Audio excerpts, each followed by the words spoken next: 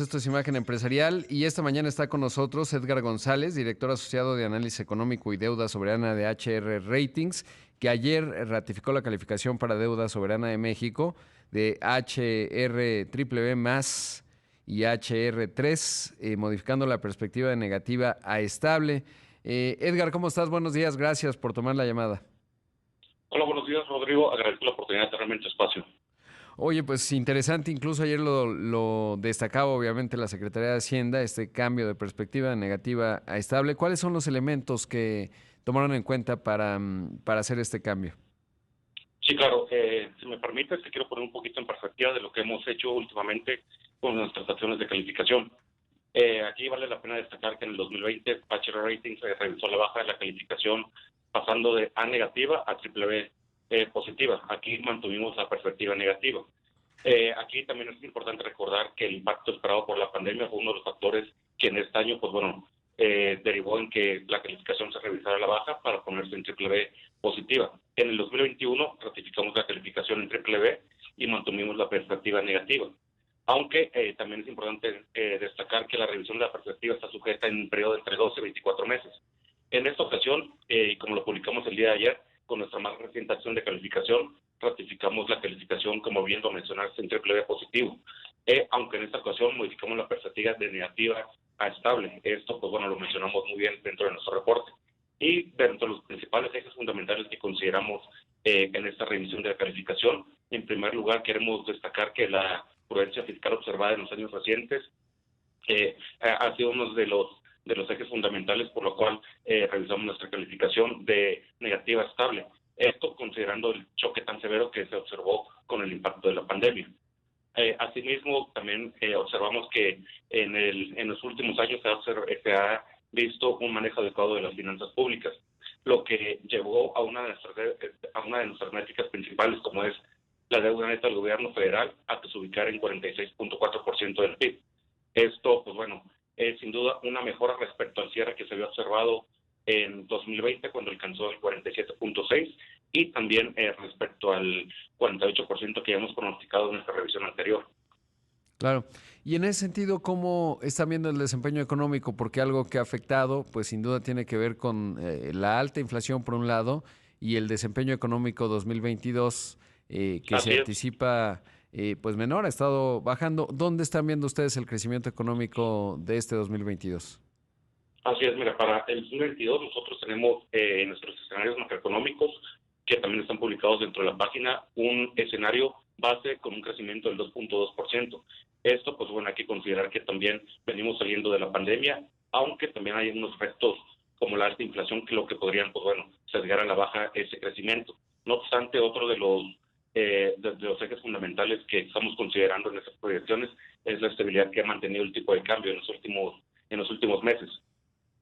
Claro, y en ese sentido, digamos, considerando el crecimiento de 2.2, por ejemplo, la mediana del Banco de México está en 1.8, ¿cómo modifica esto, sobre todo considerando la inflación y que esto pudiese impactar el consumo, las proyecciones fiscales?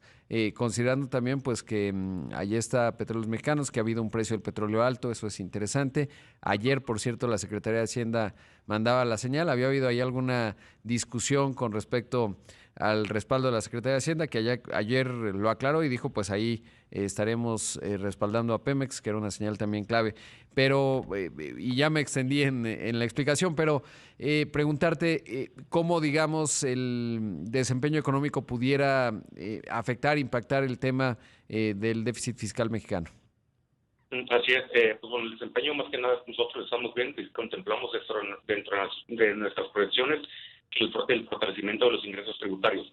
Aquí vale la pena destacar que los ingresos tributarios se componen por los ingresos petroleros, como bien lo mencionaste, y que en este año, pues bueno, se están proyectando un importante crecimiento derivado del importante incremento en el precio internacional del petróleo crudo, lo cual, pues bueno, beneficiará tanto el balance financiero de Pemex como algunas cuentas fiscales como del gobierno federal. Del lado de los ingresos tributarios, aquí principalmente consideramos los ingresos no petroleros, los cuales serían los ingresos provenientes de los impuestos que pagamos. Vaya, principalmente destacarían el ISR y el IVA, que en los últimos años hemos visto que han mostrado crecimientos como porcentaje del PIB muy importantes. y también aquí inclusive habría que mencionar que durante 2020, con el impacto de la pandemia, los impuestos del ISR y el IVA crecieron a pesar, como lo mencioné, del impacto de la pandemia. Esto, pues bueno, aquí esto refleja la lucha que ha emprendido la actual administración contra la evasión fiscal. Claro, sí, los datos que ha dado a conocer la jefa del SAT, sin duda en el contexto, incluso en el 2020, pues fueron interesantes en la estrategia de grandes contribuyentes, etcétera. Ahora, y por otro lado, ¿cómo pesa pues todos estos cambios? Finalmente la reforma constitucional en materia eléctrica no salió adelante, pero sí se mantiene la ley de la industria eléctrica por la determinación del máximo tribunal en México, de la Suprema Corte de Justicia. ¿Eso cómo pesa en lo que están analizando? Sí, claro, aquí eso también, qué bueno que lo mencionas, y en HR Ratings consideramos que este ha sido uno de los factores por lo que también la perspectiva ha cambiado de negativa a estable, ya que estamos viendo que en el corto plazo no consideramos que el ambiente político que sufra alguna afectación, por lo que pues bueno, consideramos que la fortaleza institucional que se ha venido observando en México en los últimos años, pues bueno, podría seguir, y lo cual no impactaría en la trayectoria de crecimiento de inversión tanto pública como privada. Claro. Y por otro lado, en la clasificación que ustedes hacen HR triple B más, ¿cómo se ubica, digamos, cuántos escalones arriba del grado de inversión? Sí, qué bueno que lo mencionas también. Aquí estamos todavía, hay que considerar que el triple B, pues bueno, todavía tienen perspectiva estable y se podría revisar o como positiva como negativa, pero estaríamos todavía 6 escalones por encima del grado de inversión, lo que pues bueno también da certeza a que la inversión privada pues bueno tenga la certeza que puede seguir invirtiendo dentro del país. Claro, leía en el análisis que hacen que en la parte positiva obviamente un desempeño por encima de lo estimado, supongo mayor inversión, etcétera. Con el dato que se acaba de dar a conocer del PIB, pues no se ve tan mal, ¿no? Sobre todo si consideramos lo que ayer reportó Estados Unidos, que es un gran determinante de la economía mexicana. Y a la baja, ¿cuáles serían los elementos que a lo mejor podrían cambiar esta perspectiva? Sí, claro, estamos considerando pues bueno principalmente 3 o 4 factores. El primero, pues la certidumbre en las políticas públicas. Esto pues quiere decir que en el corto plazo, perdón, alguna política deteriore la fortaleza institucional y que tenga un potencial impacto sobre el crecimiento económico. En segundo lugar, pues bueno, como lo hemos visto, las mayores presiones inflacionarias en los últimos meses. Y aquí vale la pena recalcar que esto no es un efecto nada más que se está observando dentro de México, sino que en su mayor parte la alta inflación se puede considerar que es importada y que también nosotros estamos considerando que el nivel promedio en el 2022 la inflación cierra en 6.5%. Esto, pues bueno, se podría sesgar al alza o a la baja debido a la coyuntura actual, principalmente por las afectaciones entre el conflicto Rusia y Ucrania, lo cual, a pesar de que no somos unos socios comerciales tan importantes, afecta en la inflación de algunos commodities, principalmente en algunos productos alimenticios y los componentes energéticos. Aquí, si me permites también mencionar, esto es uno de los factores por lo cual el gobierno en los últimos meses ha implementado, pues prácticamente ha desaparecido el cobro del IEPS a los combustibles, especialmente la gasolina y el diésel, e inclusive ha implementado un estímulo fiscal para contener los altos precios que podrían haber llegado pues los combustibles.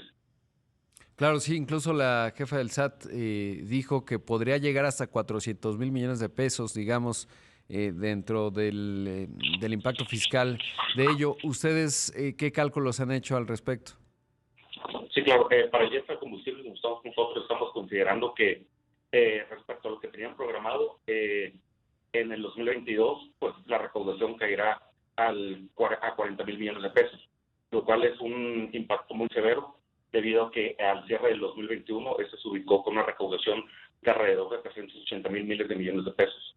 O sea, ustedes lo están viendo más o menos por ahí de 340, ¿no? Más o menos. Exacto, exacto. Debido a esto principalmente, pues bueno, a que consideramos que en el 2020 nuestras proyecciones sobre el precio de la mezcla mexicana de exportación se ubiquen en alrededor de $90 por barril. Claro, y eso es importante, ¿no? Porque finalmente esa parte se netea. Digamos, en términos de lo que está planteado, por ejemplo, viene la inauguración de la refinería Dos Bocas, parece que está arriba del presupuesto, el caso del Tren Maya, ¿eso cómo computa y sobre todo qué riesgos entraña en términos de que haya sobrecostos, sobre todo de cara a las finanzas públicas? Sí, aquí principalmente lo estamos considerando que como un riesgo que podría ser afectar la calificación de la baja es un deterioro en los balances fiscales, principalmente en Pemex por dificultades en el inicio de operación de la nueva refinería Dos Bocas, lo cual podría impactar respecto al plan de negocios que tiene contemplado también Pemex. No obstante, aquí también valdría la pena recalcar que los niveles de refinación dentro del Sistema Nacional de Refinación, principalmente en la refinación de petrolíferos, sí ha mostrado un incremento desde los últimos 3 años. Por supuesto. Pues Enrique, te agradezco mucho la entrevista. Ahí está lo que ustedes ayer dieron a conocer, la calificación de deuda soberana para México, que se ubica en BBB+, con perspectiva de negativa estable, que es lo que se modifica, y ya nos contabas los elementos que los llevan a esta decisión. Interesante. No te pregunto por los demás países, que sé que obviamente los estudian, pero no necesariamente los califican, sobre todo para comparar pues la pertinencia de no haber aplicado medidas contracíclicas que finalmente a otros países de América Latina les deterioró, digamos, la parte fiscal, pero por otro lado algunos se han recuperado más rápido que México y en el balance, bueno, pues ya nos dices, las finanzas públicas mexicanas se mantienen estable y digamos, incluso ustedes lo modifican de negativo a estable y creo que es un elemento a considerar, sobre todo en el análisis político. Pero te agradezco mucho, Edgar. Gracias. Gracias, Rodrigo, y muchas gracias por la oportunidad. Ahí escuchamos a Edgar González, director asociado de Análisis Económico y Deuda Soberana de HR Ratings. Vamos